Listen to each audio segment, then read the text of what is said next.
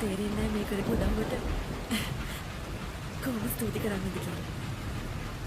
මට ඕනේ නැති ස්තුතියක් නෑ.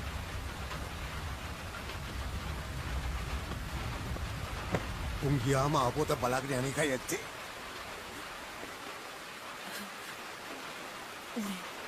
අද රෑ එළි වෙනකන් නම් මට මෙහි ඉන්නම වෙනවා. එළියට යන්න හිතන්නවත් බෑ.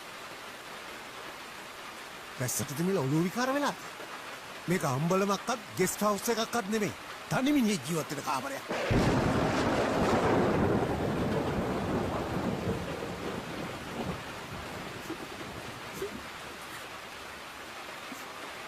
මම ඇත්තටම හිතුවා මේ බිත්ති හතර ඇතුලේ කරුණාවන්ත මිනිහෙක් ජීවත් වෙනවා ඇති කියලා. ඔව්. නෑ. මම කිව්වේ පොත්පත් කියවන හිප්පිත් තියෙන කරුණාවන්ත මිනිහෙක් මේ රෑ කීයටවත් මාව එළියට විසි කරන්නේ නෑ කියලා.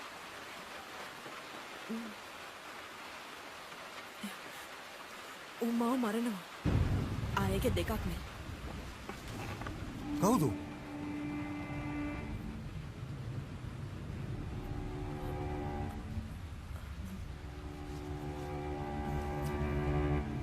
ඇයි මරන්නේ?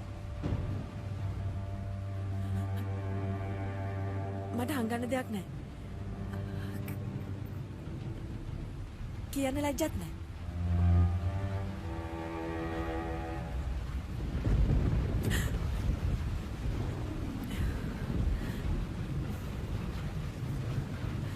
මං ඇත්තම කියන්නම්කෝ.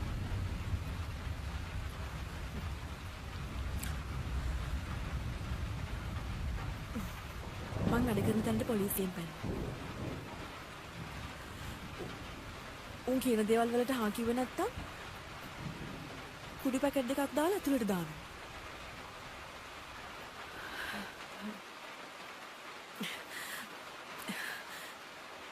ආයෙ මාස 6ක් යනකම්වත් එළියට එන්න බෑ.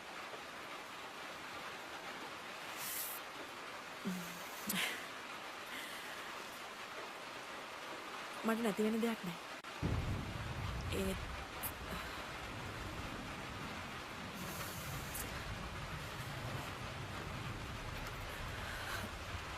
මට කියලා ආත්ම ගෞරවයක් තියෙනවානේ.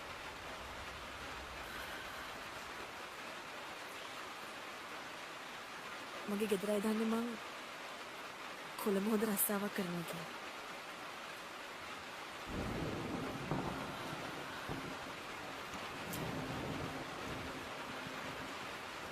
දැන් මට මරන්න හිතුණා. මට මරන්න බෑ.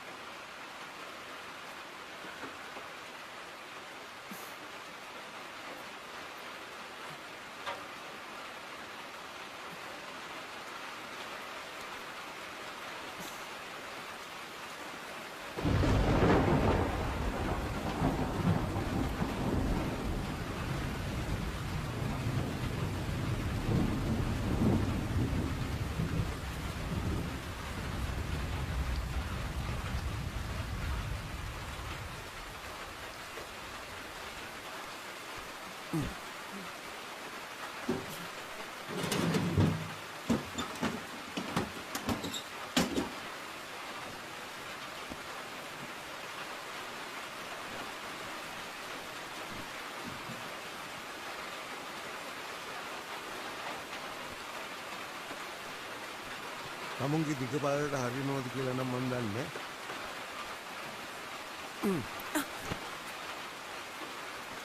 එදු වේල්ඩක පිරිමහා ගත්තේ.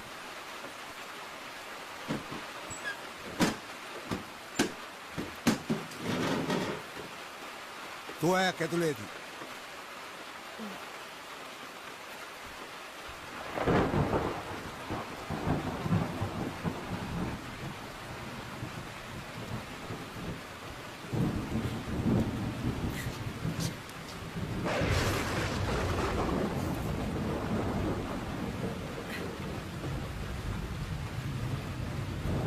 මෙතන හැවරන්නේ ගත්තේ. මට ආයේ මේකේ මොනවා හංගන්න? වෙන්න පුළුවන්.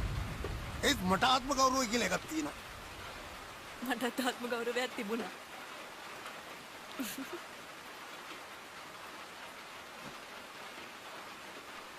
ඒක මගදී වැස්සට එන්න.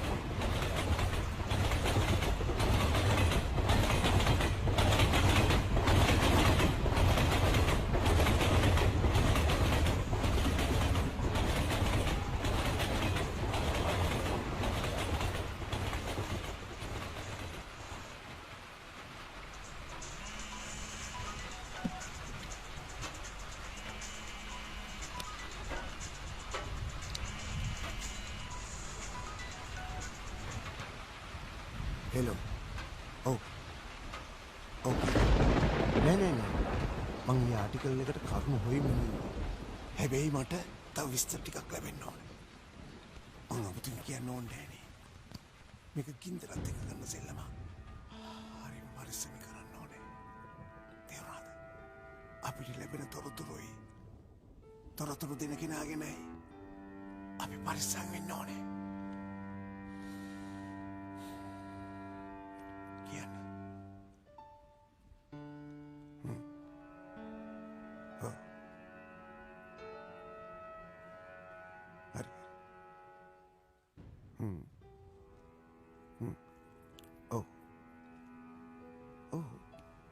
මට ඔයගොල්ලන්ගේ ඩෙඩ්ලයින් එක තේරෙනවා.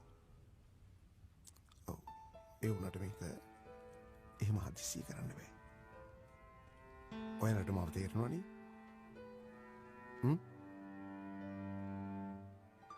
මම මේ කරන්න ලොකු අවදානමක් එක්ක. අනික මම මේ ලෑලි කාමරයක හැංගිලා භූගත රාජ ජීවිතයක් ගෙවන ගමන් මට සාමාන්‍ය මනුස්සෙක්ට වගේ එළියට ගිහින් මේ විස්තර හොයන්න බෑ. ඔව්. අනික අපි හැප්පෙන්නේ තනි මිනිහෙක් එක්ක නෙවෙයි. ආණ්ඩුවක් එක්ක. මං තියන. මං කෝපි එකක් හදන් එන්න. මේ කලමනා තියෙන තැන කිව්වොත්. ඉටිබන්ධ මේ ගිනි පෙට්ටියේ හොයාගත්තා වගේ ඒකත් හොයාගන්න එකයි ඇත්තේ. කෝපියද? ඇයි ඔච්චර නපුරු?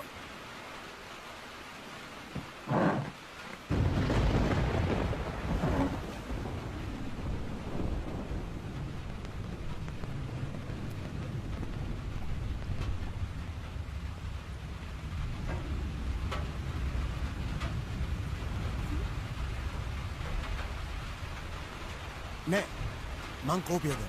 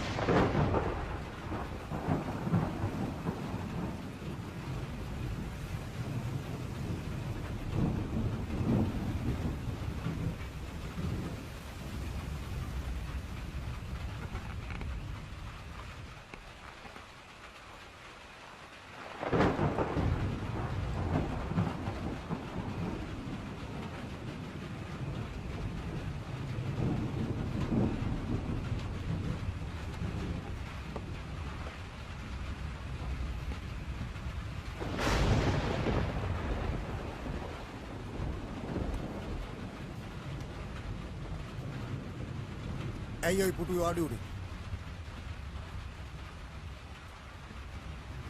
මට ආසේ හිතුණා. ඕක මං වාඩි වෙන පුටුව.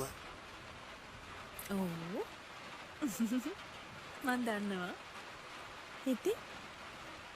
තනෝනං ඇයි වාඩි උනේ?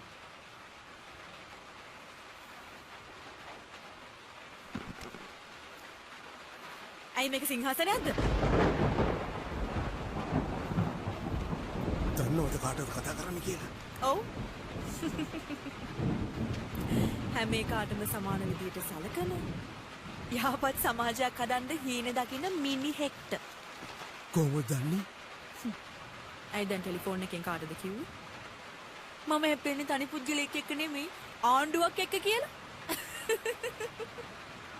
ඔව්. ඔව්. කිව්ව විතරක් නෙමෙයි ඒ වෙනුවෙන් ගොඩාක් වැඩ කරනවා. මුළු ජීවිතේම කැප කරලා තියෙන උත්තම අරමුණ වෙන්නේ. ඒක ගෑනුන්ට තේරෙන්නේ නැහැ.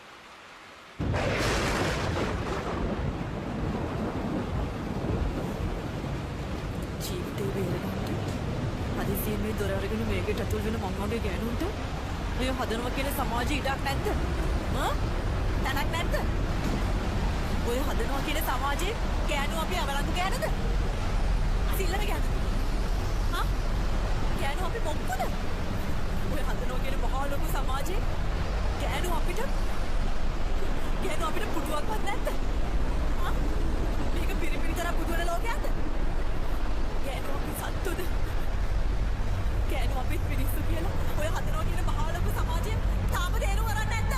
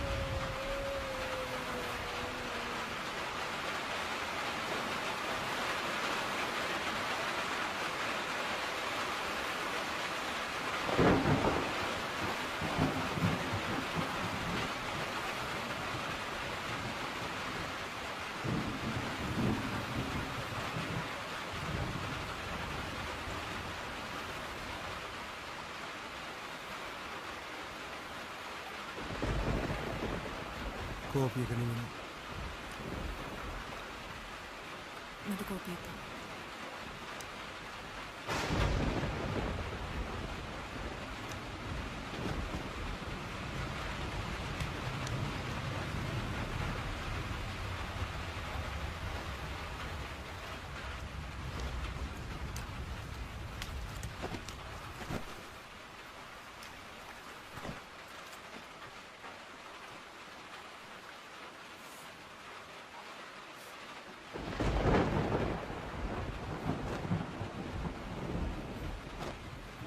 ඒ ගමන මොකක්ද මේ?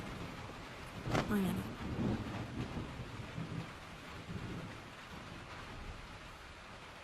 එළිය වහිනවා. ඔව්. මට පේනවා. උන් තාම මේ ළඟ පාතම ඇති. මං දන්නවා. දැන දැන ඇයින්නේ? මෙහි ඉඳලා මොනව කරන්නේද? අපි කතා කරමු. මොනව ගැනද? මොනවා හරි.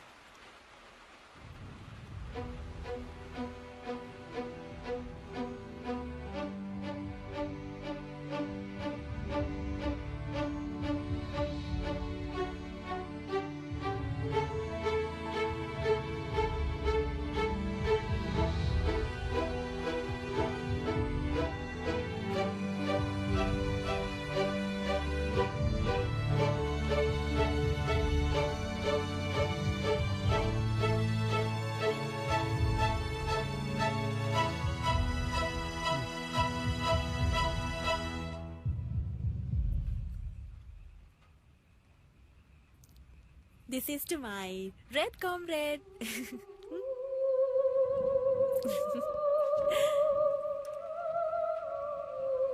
Red comrade? ඇයි? කොහොමද මම red comrade කියන වචනේ දැනගත්තේ කියලාද හිතන්නේ? නෑ නෑ නෑ එහෙම නෑ. නෑ නෑ එහෙම නෑ නෙමෙයි. නෑ නෑ එහෙම තමයි.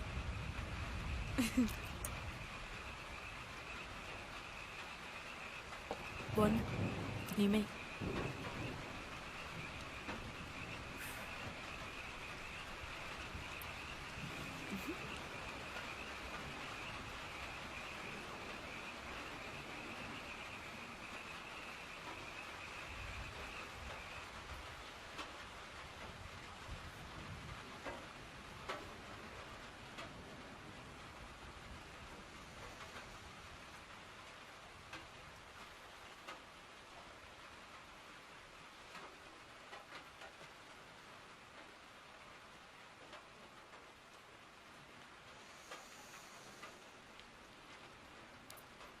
මම මේ පොත්වල පුසුබට මාර ආසයි. මට පොත් කියවන්න පුරුදු කරේ මගේ තාත්තා.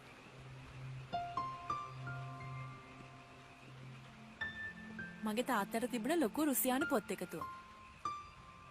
ඒක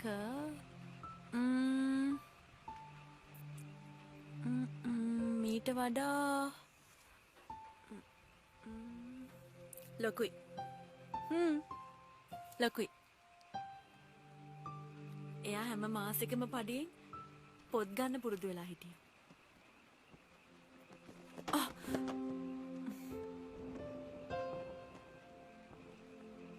එයා ගෙනාවු පොත් එදාම කියෙව්වා. ඊට පස්සේ ඒ පොත්ම මට ඇහෙන හයියෙන් කියෙව්වා. ඒකෙන් එයා ගොඩාක් සතුටු වුණා. හැබැයි එයා වැඩියෙන්ම සතුටු වුණේ මං කටපාඩමින් පොත් කියවනවා අහන්න. කටපාඩමින්?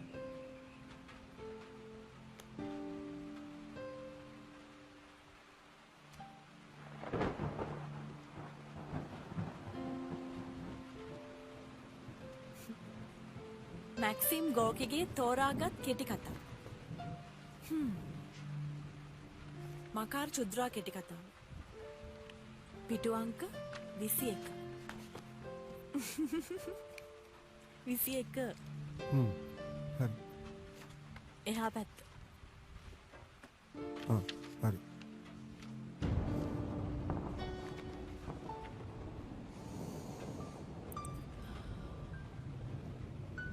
ඔහු උපන්නේ මොකටද? පොළව කොටන්නද? තමන්ගේ මිනිවලවත් හරගන්න වෙලාවක් නැතුව මිය යන්නද?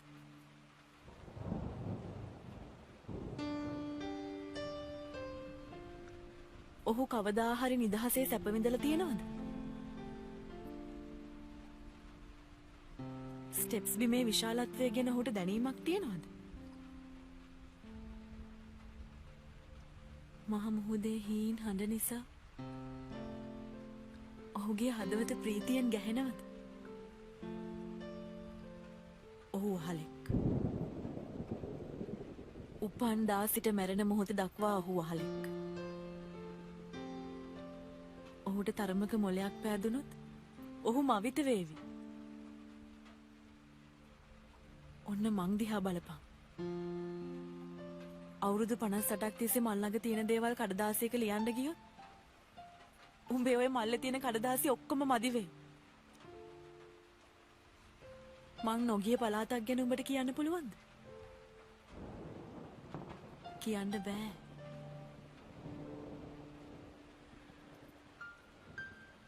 ජීවිතේ කියන්නේම රස්තිය අදුව. එක තැන වැඩි කල් ඉන්න එපා. මොකටද එහෙම ඉන්නේ?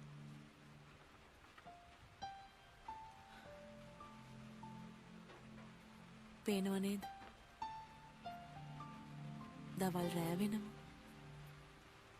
රෑ පස්සේ දවල් එළවෙනවා. අන්න ඒ වගේ උඹත් ඔය හිතේ ඇති වෙන අදහස් පස්සේ එළවන්න ඕනේ. නැත්තම් ජීවත් වෙන්න තියෙන ආසාව නැති වෙයි. මටත් එහෙම වුණා. රාජාලි තරුණය.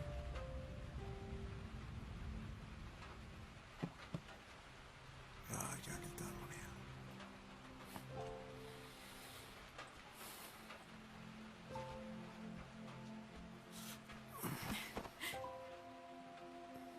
මම ඉස්සර කටපාඩමින් පොත් කියලා ඉවරුනහම මගේ තාත්තත් මාව මේ විදිහටම බදාගත්තා. ඒ හැම වෙලාවකම එයාගේ ඇස් කඳුළු වලින් පිරීලා තිබුණේ.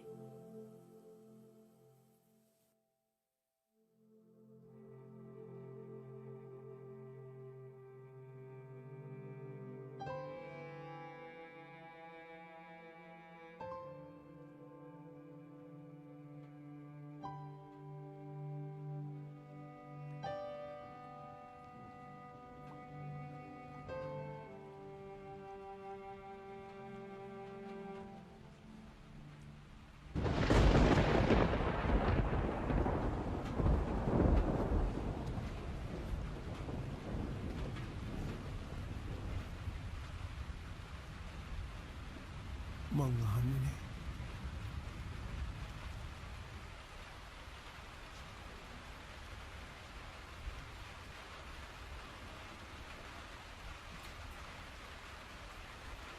තාත්තකෝ කියලාද?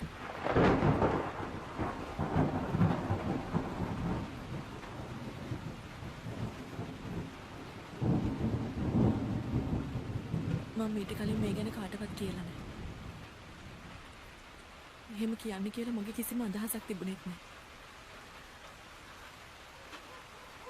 ඒ ගැන බෙදා ගන්න පුළුවන් කිසිම කෙනෙක් මගේ ජීවිතේ කවදාවත් හම්බ වෙලත් නැහැ.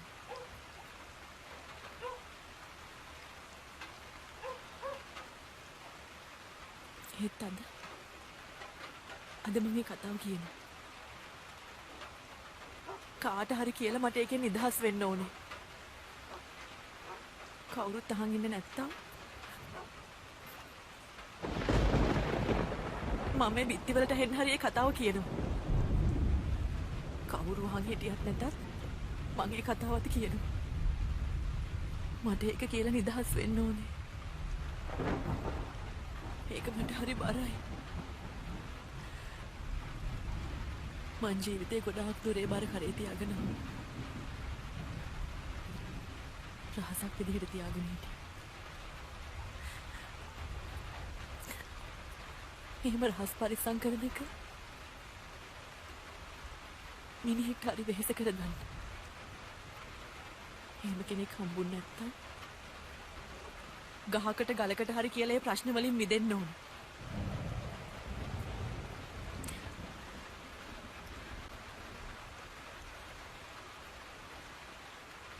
එහෙම තමයි මගේ තාත්තා මට ප්‍රශ්න බිමින් තියන්න කියලා දුන්නේ.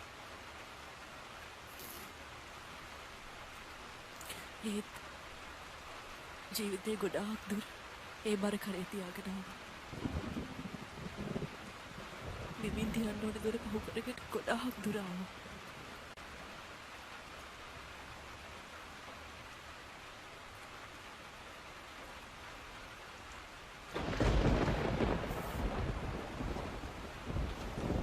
මේ බිත්තිවලට මිනිස්සුන්ගේ පොපෝගේ යනවා.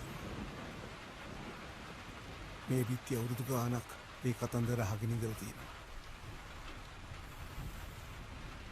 මම පොඩි කාලෙම මගේ අම්මා මගේ තාත්තව දාලා ගිහින් තිබුණා. මගේ තාත්තා කියන්නේ සාමාන්‍ය ගෑණියෙක්ට දරා ගන්න පුළුවන් පිරිමියෙක් නෙමෙයි. ඒත් කවදාවත් මගේ තාත්තා මගේ අම්මා නැති අඩුව මට දැනෙන්න දීලා නැහැ.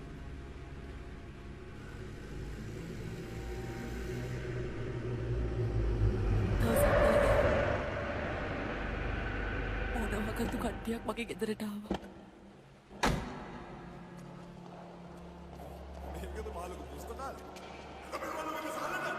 තාත්තා ආදරය කරපු රුසියානු පොත් සේරම තාත්තා ලව්වම ගේ මැද්දට ඇද්දෙව්වා. එහෙම තුවක්කුවක් කොළුවට තියම්ම කියලා. බය වෙන කෙනෙක් නෙමෙයි මගේ තාත්තා. සමහර විට උම්මට කරදරයක් කරයි කියන බයට මගේ තාත්තා උන්ට කී කරන්නේ නැති. තාත්තා ලව්වම ගේ මැද්දට අද්දපු පොත් සේරම සාලි පුරා විසිරිලා තිබ්බා.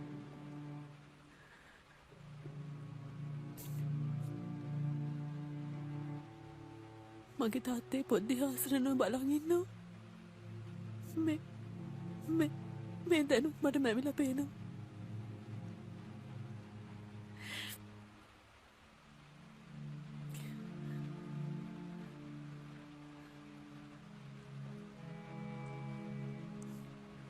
මගේ තාත්තා එකම එක පාරක් එයාගේ කඳුළු පිරිච්ච ඇස් දෙකෙන් මන් දිහා බැලුවා.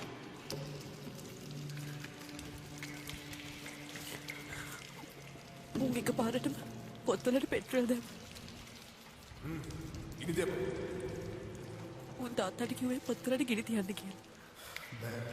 මට ඒක කරන්න බෑ. තාත්තා කිව්වේ පොත්වලට ගිනි තියන්න බෑ කියලා. මං කවදාවත් දැකලා නැහැ මගේ තාත්තා බැගෑපත් වෙනවා. කිසිම මිනිහෙක් ඉස්සරහා. එක පාරටම තාත්තා දේවා. එක පාරටම මිනිහෙක් මගේ ඔළුවට තුවක්කුව තිබ්බා. අනේ මගේ තාත්තා යට ගිරින් කෑ ගහලා කිව්වා මේ කරුණා කරලා මම මේ පොත්වලට ගිනි තියන්නම් මගේ දුවට අන්න දෙන්න කියලා.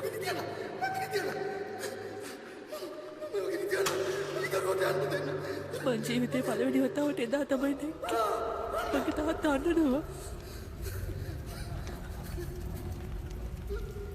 තාත්තේ පිච්චෙන පොත් දිහා බලන් ඉන්න බැරි.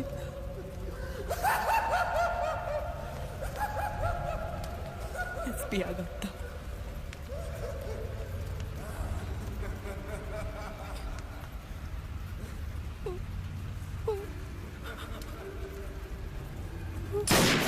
මගේ තාත්තට වෙඩි තිබ්බා.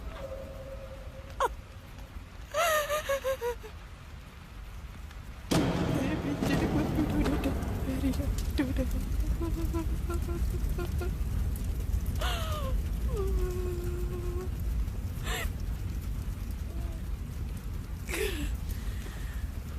තාත්තයි පතයි කලුණා.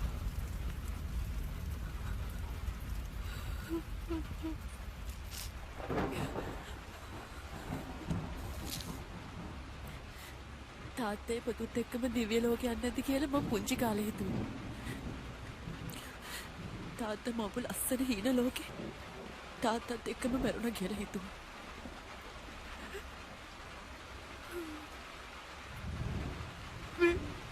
රුසියානු පොත්වලට රුසියාව විප්ලව කරන්න පුළුවන් වුණාට ලංකාවේ පොත් කියවපු මිනිස්සු ඒ පොත් එක්කම මැරුණා. නැත්තම් මරලා දැම්මා.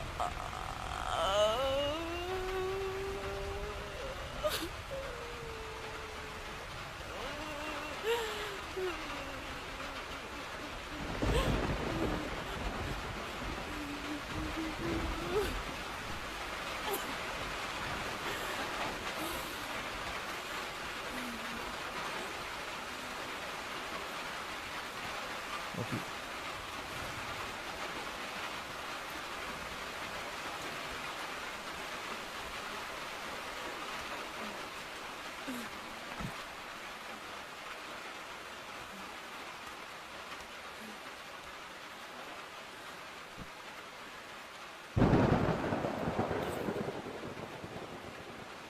ගොඩක් රෑ වෙලා.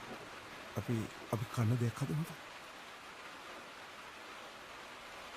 මහලොකු දේවල් නේ. තියෙන දෙයක් කරන්නේ.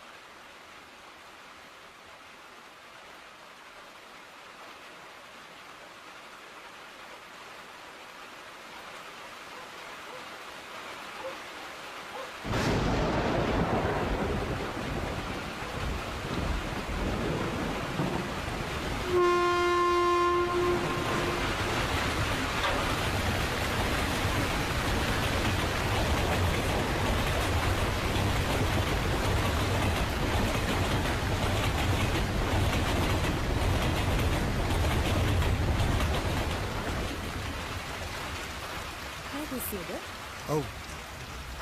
තනිකර මිනිහෙක් ජීවත් වෙන තැනක තියෙන අපිලිවෙල ගැන ලොකුවට හිතන්න එපා.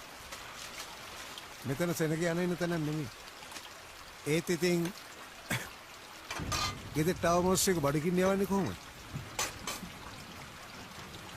ඇයි මිනිස් සම්බන්ධකම් වලින් දුරස්? එහෙම නෑ. එහෙම තමයි. මිනිස්සු වෙනුවෙන් වැඩ කරන්න. මිනිස්සු වෙනුවෙන් සටන් කරන්න. මිනිස්සුත් එක්කම ඉන්න ඕනේ. රුසියාවෙන් පොප්ල ගස් ගෙනාවට ඒවා ලංකාවේ හිටවන්න බෑ. ඒවා ලංකාවේ පොළව අඳුනන්න. මේ? ඔව්. අපි මොනවද උයන්නේ? මොනවද තියෙන්නේ කියලා. මං නම් උයන්න දන්නේ නැහැ.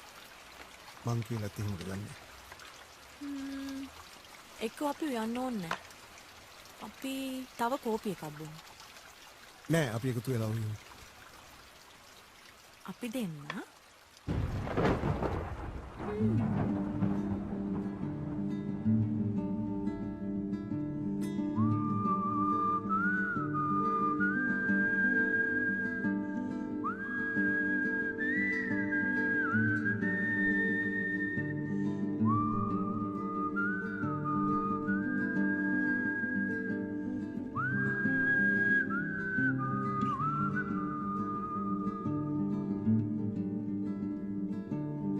විදුලි කොට කොට අකුණු ගැහුවා එකෝමත් එක රෑක කට්ට කරුවල මෙට්ට පිත්තල ගෙන්දගම් අහස යට හිත රතු පාටයක හිටි පන්දමක් තිබුණා දොර වහපු නැති ගේක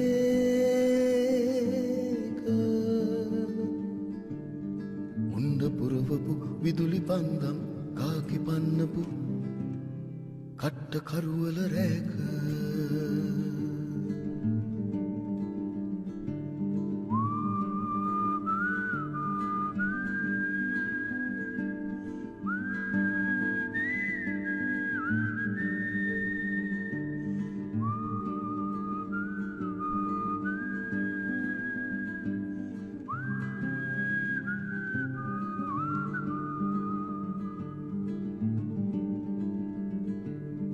ඇඳුම් තෙත්තුණු ඇසිඩ් වැස්සක ගෑනුකම තනිවුණු දාක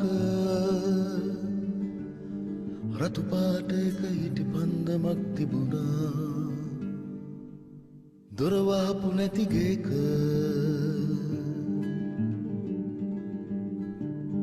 වහලේ හිල්ලුණු ලෑලි කොටුවක පපුව දෙත්තුණු දා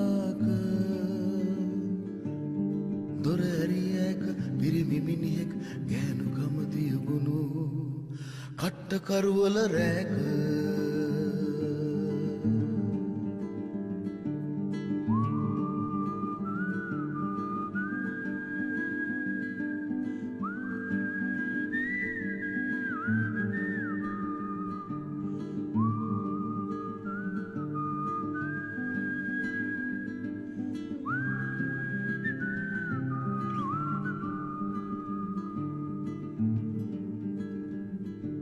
රතු පාටක හිටි පන්දමක් තිබුණා දොර වහපු නැති ගේක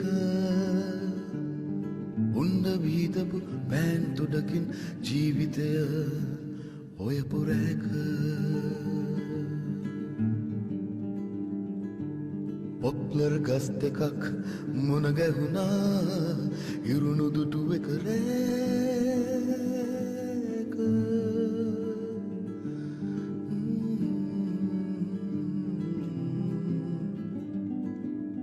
ඉරුණු දුටු එක රැක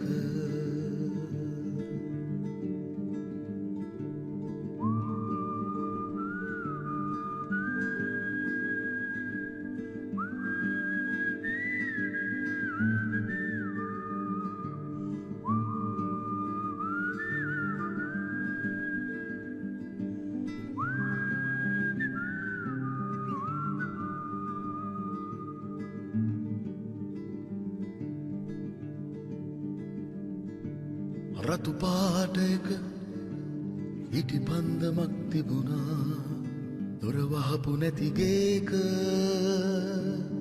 යකඩ උණු කර දෙගොඩ යා කර රතු පාට රතු හොයපු දාක රතු පාටක ඊනයක් තිබුණා ඊන නොදකපු රැක රතු පාටක හිටි පන්දමක් තිබුණා දොර වහපු නැති ගේක රතු පාටක හිටි පන්දමක් තිබුණා දොර වහපු නැති ගේක ඇයි දැන් ඒ ගමන මොකද්ද ප්‍රශ්නේ පිඟානක් තමයි ප්‍රශ්නේ පිඟානක් නම් ප්‍රශ්නේ මන්නම් අමුත්තා මම මුලින් කාලා පස්සේ පිඟානවට දෙනවා එහෙමත් නැත්තම් අධිපතිවාදීව හිතලා මං තමයි ගෘහමූලිකයා මං තමයි ශක්තිවන්ත පිරිමිය මේ මගේ ගේ මේ එව්වේ මගේ එළවලු මාළු මං මුලින් කමි කියලා කන්නත් පුළුවන් එහෙමත් නැත්නම්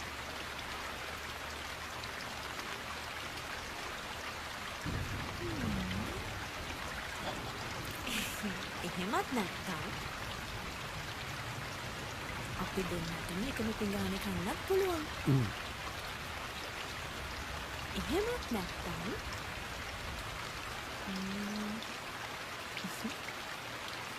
මට උන්ට කවන්නත් පුළුවන්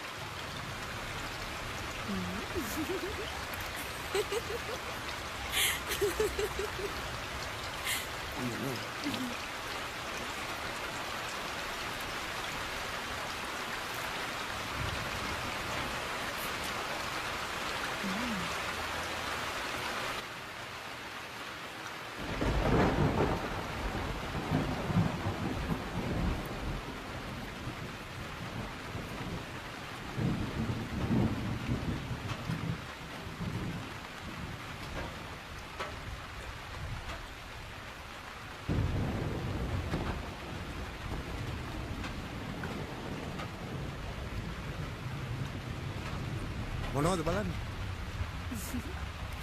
වැස්ස. වැස්ස මොනවද මේ බලන්න තියෙන්නේ? එන්න. දැන් ඉස්සෙල්ලාම ඇස් දෙක පියාගන්න. ඇස් පියාගන්න මෙහෙම නෙමෙයි. මෙහෙම.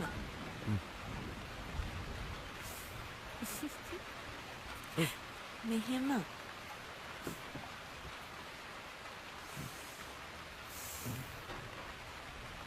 මට වැස්සට හොංකන් දෙන්න කියලා දුන්නේ මගේ තාත්තා. ඉස්සෙල්ලම අපි දෙන්නම එකතු වෙලා වැස්ස අහගෙන ඉන්නවා.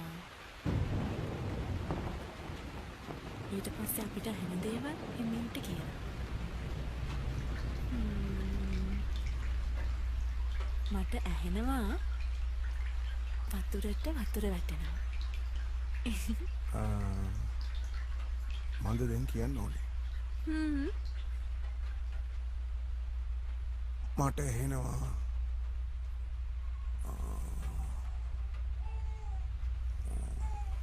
මට ඇහෙනවා ළමෙක්. ඔව් අඬනවා වගේ. ඔව් ළමෙක් අඬනවා වගේ. ඔව්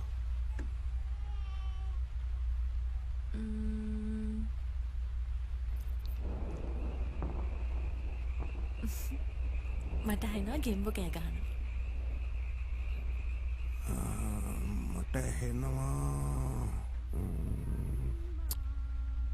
අම්ම කෙනෙක් ළමෙක් නලවනවා දරුණු එළවිලි. ඔව් අම්ම කෙනෙක් දරුණු එළවිල්ලක් කියනවා. ඔව් අම්ම කෙනෙක් දරුණු එළවිල්ලක් කියනවා. ඔව්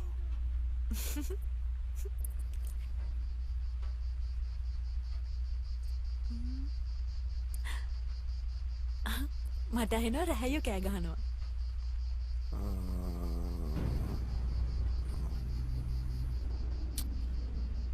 මට ඇහෙනවා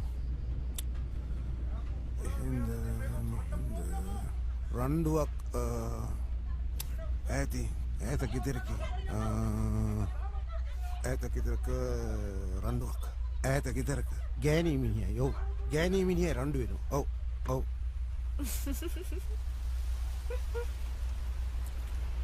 මට ඇහෙනවා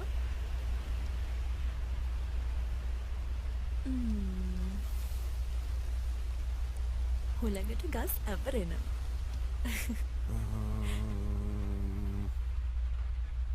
මට ඇහෙනවා ටකරන් වහලට වතුර වැටෙනවා.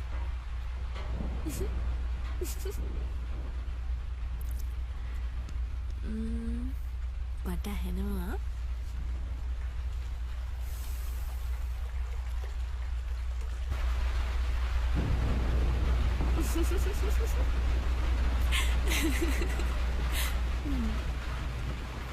අපි දෙන්නගේ මොළුවට උඩින් වැටෙන එකම වැස්ස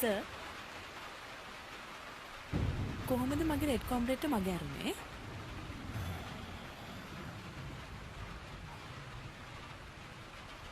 මං වැස්ස දැකලා තිබ්බට වැස්ස අහලා තිබෙන්නේ. ඒක තමයි ලංකාවේ විප්ලවය උනේ නැත්තේ. විප්ලවයයි වැස්සයි අතර තියෙන සම්බන්ධය මොකක්ද? විප්ලවය වෙන්න ඕනේ මහ පොළොව උඩ නෙමෙයි. එහෙනම් කොහෙද?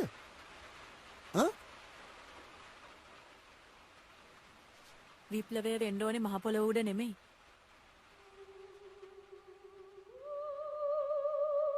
මිනිස්සුන්ගේ පපු කුහර ඇතුලේ.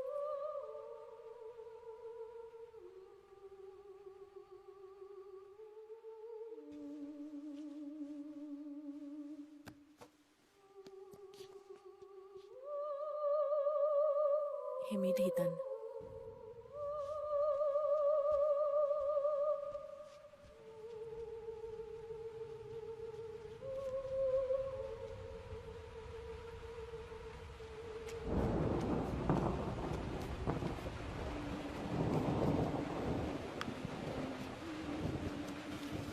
ඇයි මය පළවෙනිද කම්කරුවන්ගේ දිනේ උනේ?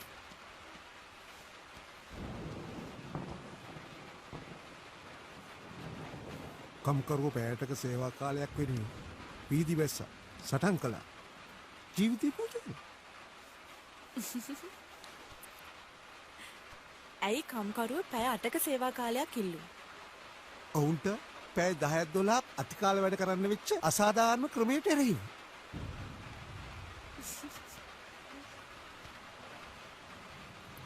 අන්න මගේ රෙඩ් කොම්රේඩ්ට මගේ අරුණ කතාව. කියන්නකෝ බලන්න. මම නොදන්න ඔයා දන්න කම්කරුවන්ගේ ප්‍රශ්න මොනවද කියලා.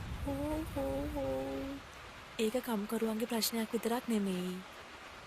ඒක හැම පුරවැසියෙක්ටම තියෙන ප්‍රශ්නයක්. අපි හැම මිනිහෙක්ටම අයිතියක් තියෙනවා Taman කැමති සින්දුවක් අහන්න. චිත්‍රපටයක් බලන්න. නාට්‍යයක් බලන්න. පොතක් පතක් කියවන්න. හිතන්න. Tamanගේ පවුල අයත් එක්ක ඉන්න. සරලව කිව්වොත් ජීවිතේ සැබෑ අර්ථය හොයාගන්න. වෙන විදිහකට කිව්වොත් සංස්කෘතික මිනිහෙක් වෙන්න තියෙන කාලය වෙලාව අහිමි වීම වෙනුවෙන් තමයි කම්කරුව පාරට බැස්සේ. සංස්කෘතික මිනිහ. ඔව්. සංස්කෘතික මිනිහෙක්.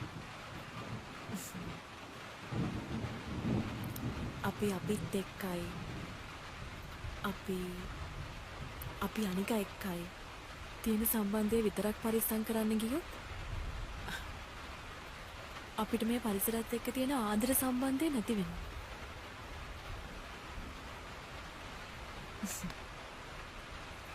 එතකොට අපිට වැස්ස මගහැරෙනවා.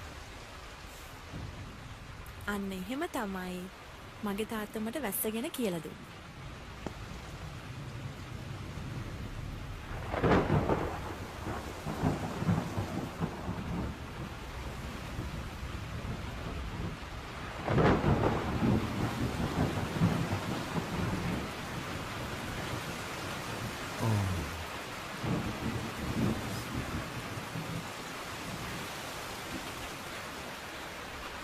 एक लाइट किया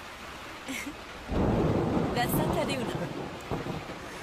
අර සංස්කෘතික මිනිහ අඳුරේම නැති වෙලා ගියා. සංස්කෘතික මිනිහෙක් අපේ ජීවිතවලට ඕන වෙන්නේ මේ වගේ අඳුරු කාලවලදී තමයි. විශේෂයෙන්ම මේ වගේ කාලවල.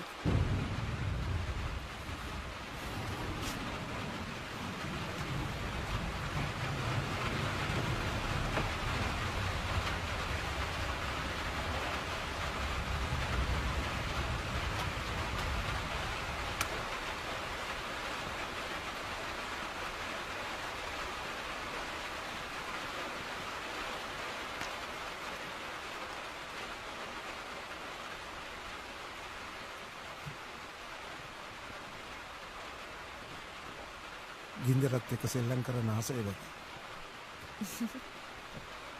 අපි ගින්දරත් එක්ක ජීවත් වෙනකොට දන්නේම නැතුව අපි ගින්දරත් එක්ක සෙල්ලම් කරන්න පුරුදු වෙනවා. බලාගෙන.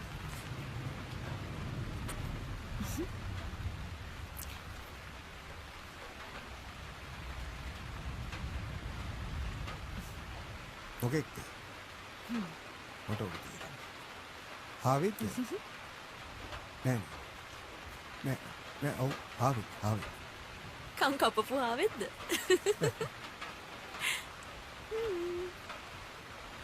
ආවෙත්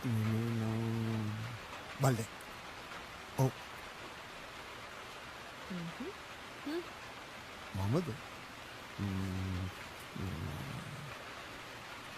පොඩක් ඉන්න.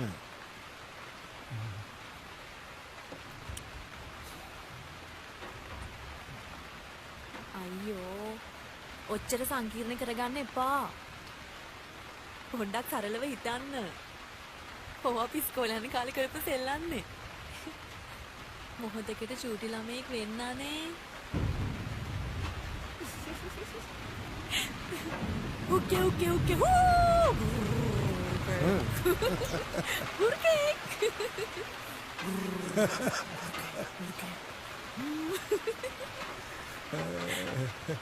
අනේ උර්කෙක් ගැන කතාවක් කියන්නකෝ.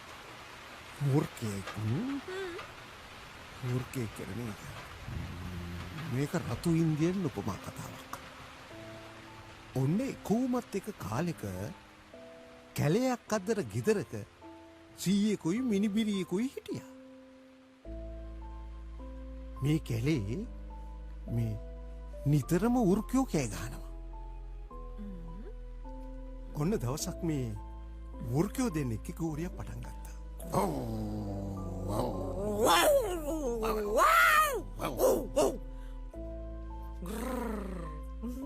ඉතින් මේ පුංචි දැරිය එයාගේ සීයගෙන් අහනවා සීයේ එතකොට කවුද මේ ගෝරියෙන් දිනන්නේ කියලා. ඇත්තටම කොයි වෘකයක්ද දිනන්නේ? සීය හරි අපූර්ව උත්තරයක් දෙනවා මිනිපිරිට. මොකද්ද සීයා දෙන උත්තරේ? මොකක් වෙන්න පුළුවන්ද? අපි කන්න දෙන අපි නඩත්තු කරන වෘකය තමයි දිනන්නේ.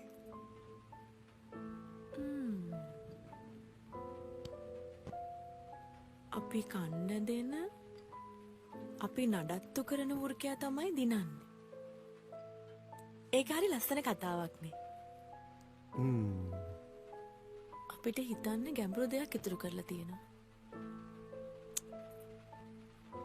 අපි උපතින් එනකොට වෘකේ කරන් එන්නේ නෑනේ. එහෙනම් වෘකයා කොහොමද අපේ ඇඟ ඇතුළට එන්නේ? ඇත්තටම වෘකය කොහොමද අපේ ඇතුළට පයින්නේ?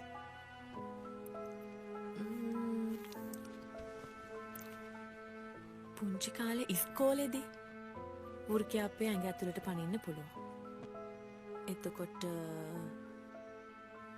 අපි දන්නේම නැතුව පන්සලේදී පල්ලියේදී කෝවිලකදී ඒ වගේ ආගමික ස්ථානවලදී වෘකයා අපේ ඇඟ ඇතුළට පනින්න පුළුවන්. ගෙදර ටෙලිවිෂන් එකෙන් රේඩියෝ එකෙන් අපි බලන පත්තර වලින් උනත් පනින්න පුළුවන්. හරි. එතකොට අපි කන්න දෙන වෘකය කවුද? අපි නඩත්තු කරන වෘකය කවුද? අපි පරාජය කරන්න ඕනේ වෘකය කවුද? කියලා කොහොමද අපි දැනගන්නේ? ඔන්න ඕකට තමයි කලාව හා කලාකෘතීන් අපේ ජීවිතවලට ඕන වෙන්නේ. නිකන් හිතන්නකෝ හොඳ කවියකට, නාට්‍යයකට, චිත්‍රයකට ඒ වගේ ඕනෑම මාධ්‍යයක ගැඹුරු කලා නිර්මාණයකට පුළුවන් අපි ජීවත් කරන්න ඕනේ වෘකයා කවුද? අපි පරාජය කරන්න ඕනේ වෘකයා කවුද කියලා අපිට අවබෝධ කරලා දෙන්න. නිකපට හිතන්නකෝ අපි සරලව ගත්තොත් අවුවට, වැස්සට, සතා සිව්පාවට, පරිසරයට ආදරය කරන මිනිහෙක් සංස්කෘතික මිනිහෙක් හදන්න. සංස්කෘතිය කියන්නේ ඉතිහාසයට නෑ. මං සංස්කෘතිය කියන්නේ වර්තමානයට. අතීතයේ වෙලා ඉවරයිනේ. ඒකයි වෙනස් කරන්න බෑ. හැබැයි වර්තමානයට පුළුවන් අනාගතය වෙනස් කරන්න. මං සංස්කෘතිය කියන්නේ මම මේ මොහොතේ මං දකින හීනෙට. අපි අනාගතයේදී හැබෑ කරගන්න යන ලෝකේ අද දකින හීන ඇතුළ තමයි තියෙන්නේ. හැබැයි ඒ හීනේ ගොඩාක් ලස්සන වෙන්න ඕනේ. දන්නවද? හීන දකින්න බැරි මිනිස්සු දුප්පත්. අලුත් හීන දකින්න බැරි මිනිස්සු ඉන්න රට ගොඩාක් දුප්පත්. සංස්කෘතික මිනිහෙක්ට විතරයි පුළුවන් අලුත් හීන හදන්න, අලුත් හීන හොයන්න, අලුත් හීන දකින්න.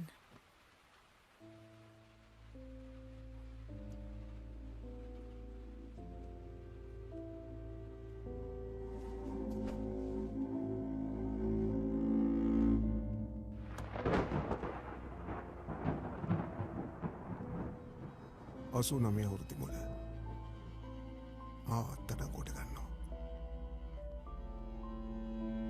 මුලින්ම අරන් යන්නේ එළියකන්ද වදකාකාරයට. ඊට පස්සේ ගාලේ බූස. ඊට පස්සේ කොළඹ රේස් කෝස් වදකාකාරයට.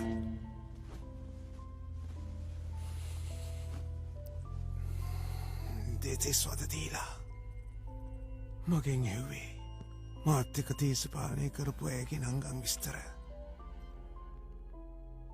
පළවෙනි සති දෙක මකින් එකම එක වචනයක් ගන්න බැරි වෙච්ච තැන මගේ කකුල යතයි ගාලම ගෙනුවා.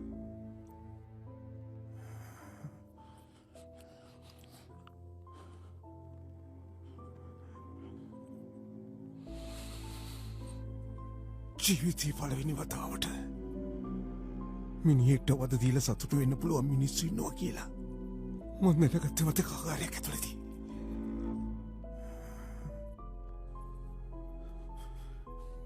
මැරෙන්න පණ අදිද්දි වතුර ඉල්ලුවාම ඒ මිනිහගේ කටට හුච්ච කරන්න පුළුවන් මිනිස්සු මේ රටේ ජීවත් වෙලා ඉඳලා තියෙනවා.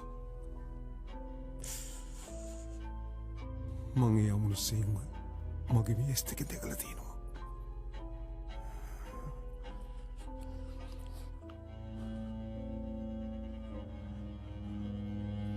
සෑම මිනිසෙකුටම ගෞරවනීය මරණයකට අයිතියක් තියෙනවා කියලා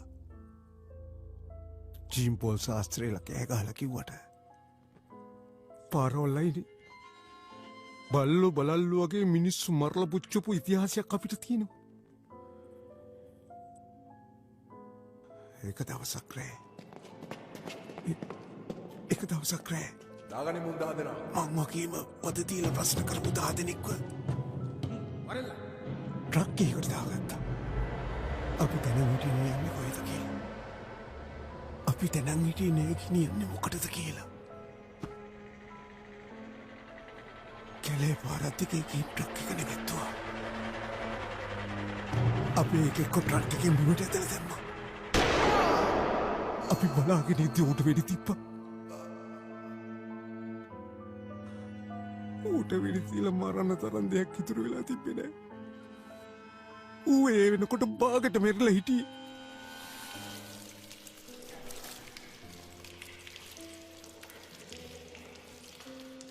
ඊට පස්සේ පෙට්‍රල් දාලා තිබ්බා.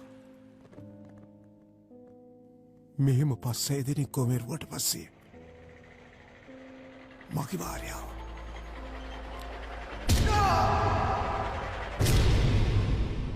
යන ට්‍රක් එකෙන් පයින් ගහලා මාව පිටට දැම්මේ.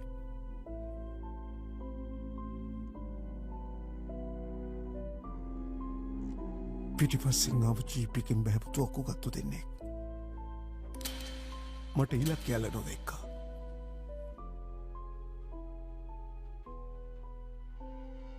එතකොටම ජීප් එකේ හිටපු එකෙක් කෑ ගහලා කිව්වා මරන්න බා පෙට්‍රල් ඉවරයි. පෙට්‍රල් ඉවරයි කියලා. ඒ හින්දා මට ජීවත් වෙන්න පුළුවන් වුණා. රෙඩ් කොම්රේඩ්ට කලින් කෙනාව මරනකොට මොකද හිතුනේ?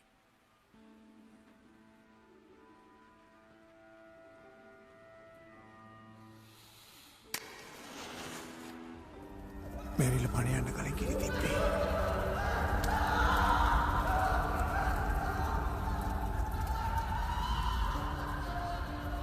මැරිලා පණ යන්න කලින් කිරි තිබ්බේ. වෙඩි විදිලා කිරි ඇවිලිද්දි නැගිටින මිනිහෙක් මම දැක්කා. ඒ මිනිහා තමන්ට වෙඩි තියලා පදාගත්තා.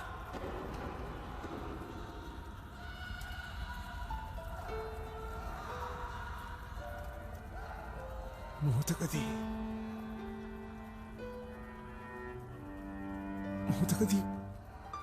වෙඩි තියලා රස විඳපු මිනිහෙක් ජීවිතේ ඉල්ලලා කෑ ගැව්වා.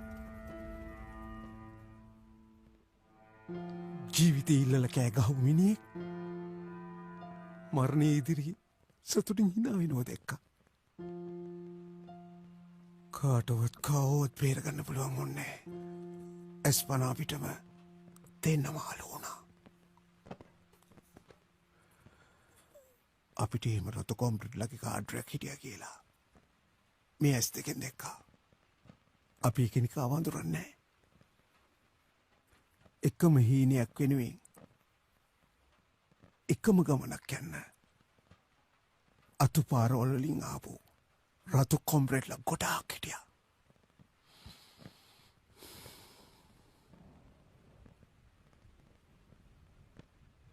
අපි හීන දැකපු යුන්ව මරලා හීන නැති රටක් හදලා තියෙනවා. මං ජීවත් වෙන මෙරිච්ච උඩවන් දිගවන්න.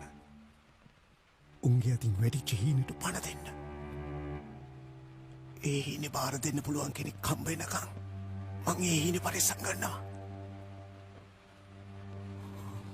මම මෙරිනකන් ඒ වෙනුවෙන් කැප වෙනවා. මන් දන්නේ ඉච්චරයි. මන් දන්නේ එච්චරයි.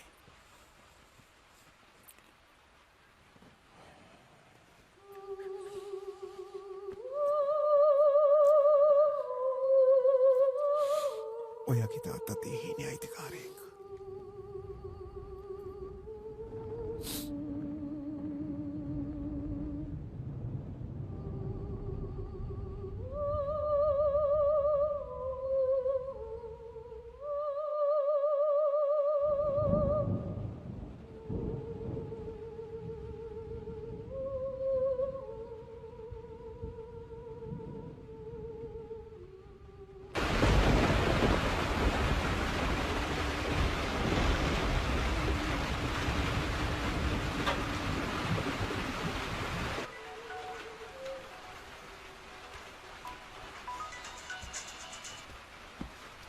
ඔව්.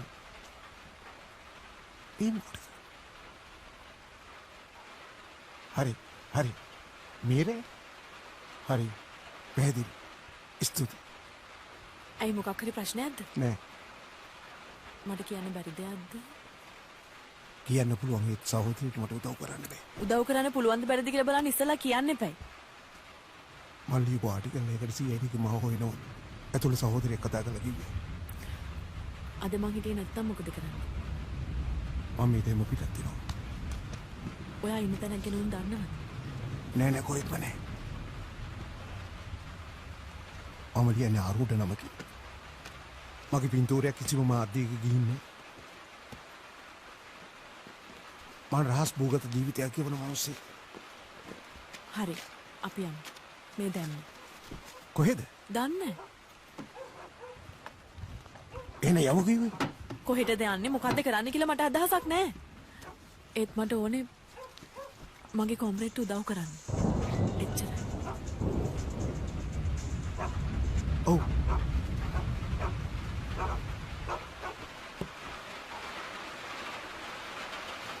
හරි. පැහැදිලි. මොකද කියන්නේ? දැන් කොහෙටද යන්නේ? කොහෙද යන්නේ? කොටි මොකද කරන්නේ? සර්ච් කරනවා.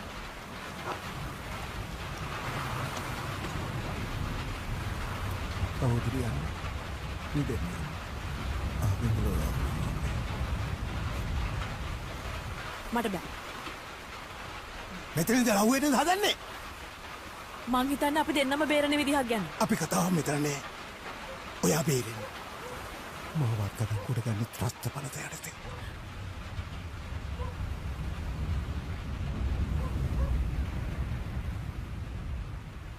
මාවත් අඩංගුවට ගන්නෙත් ත්‍රස්ත පනත යටතේ. ඒ කොහොමද?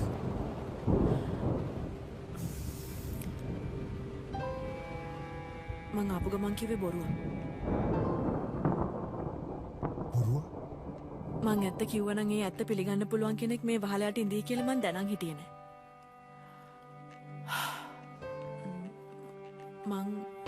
මං පර්ෆෝමිංగ్ ආටිස්ට් කෙනෙක්.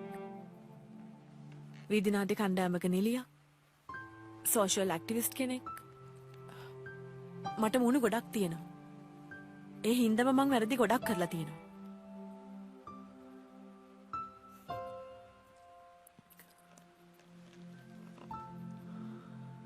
අපි දෙන්නම පාරවල් දෙකකින් යන්න එකම තැනට.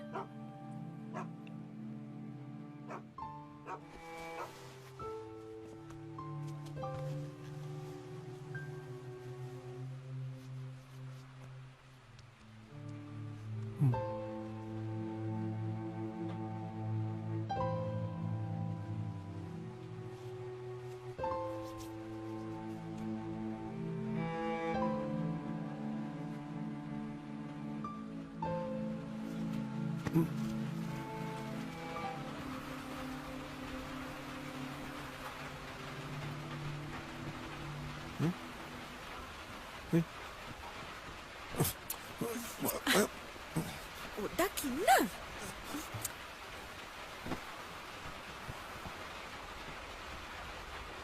මොකද ඔය කරන්නේ? මට මගේ නිදහස අහුවෙන්න ඉඩ දෙන්න. ඇයි? අහු වෙනකොට කෙල්ලෙක් කාමරේ හිටියාම වාමාංශික පාරිශුද්ධ භාවය නැති වුණා වගේද? හා?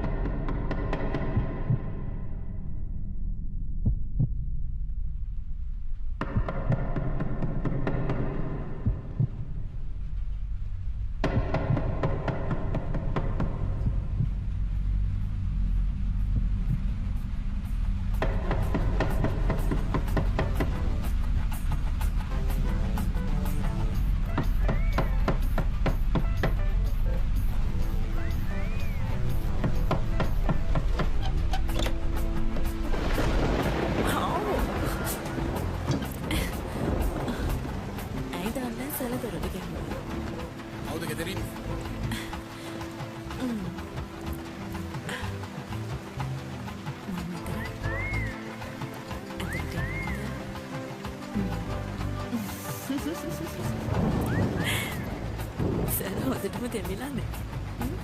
එනවා. ඔය.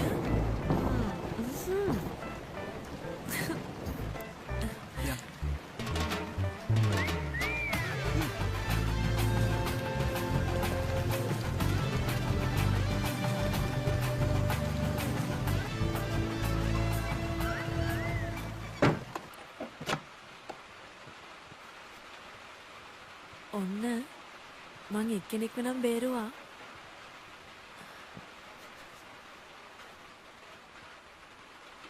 ඕගොල්ලොත් පුළුවන් නම් බේරෙන්න.